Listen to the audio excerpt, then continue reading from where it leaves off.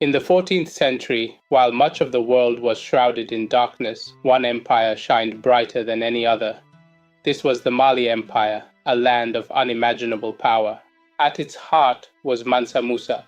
He didn't just inherit a kingdom, he inherited a legacy of trade, law, and a wealth that the world had never seen before.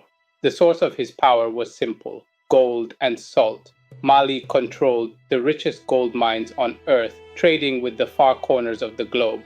But Musa was a man of deep faith. In 1324, he vowed to make the pilgrimage of a lifetime, the Hajj to the holy city of Mecca. This wasn't just a trip, it was a movement. Musa spent months planning the logistics of moving tens of thousands of people across the desert. When the gates finally opened, a caravan emerged that stretched as far as the eye could see, a golden river in motion. 80,000 people marched with him, an army of 60,000 soldiers to protect the wealth, and thousands of royal heralds in silk. 12,000 servants accompanied the king, each carrying a staff of solid gold. The display of luxury was unparalleled in human history. Behind them came 80 camels, each carrying up to 300 pounds of gold dust. Musa was bringing the wealth of Africa to the world. The journey across the Sahara was a test of resilience. For months, they navigated the shifting sands, guided by the stars and local knowledge. Even in the harshest conditions, Musa ensured his people were cared for. Every Friday, it was said, he funded the building of a mosque at their camp. After months of travel, the Golden Caravan reached Cairo. The arrival of the King of Mali sent shockwaves through the great city. Musa's dignity and generosity impressed the Sultan, but it was his actions in the streets of Cairo that truly changed history. He gave away gold to the poor, to the officials, and to the mosques. He spent it so freely that gold became common in the Egyptian markets. But there was a consequence. He flooded the market with so much gold that its value plummeted. For over a decade, Egypt's economy suffered from inflation.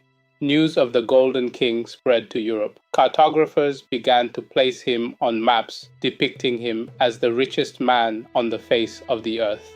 On his journey back to Mali, Musa wasn't just bringing back spices and fabrics. He was bringing back the greatest minds of the Islamic world.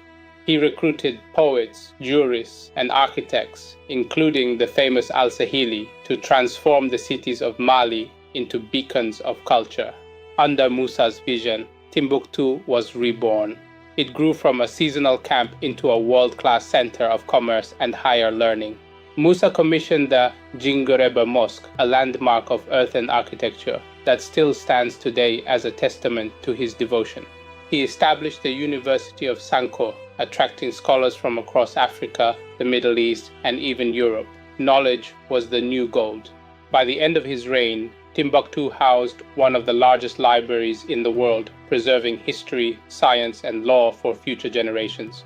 Musa's Mali was known for its peace and justice. Travelers like Ibn Battuta noted that the empire was safer than almost anywhere else on earth.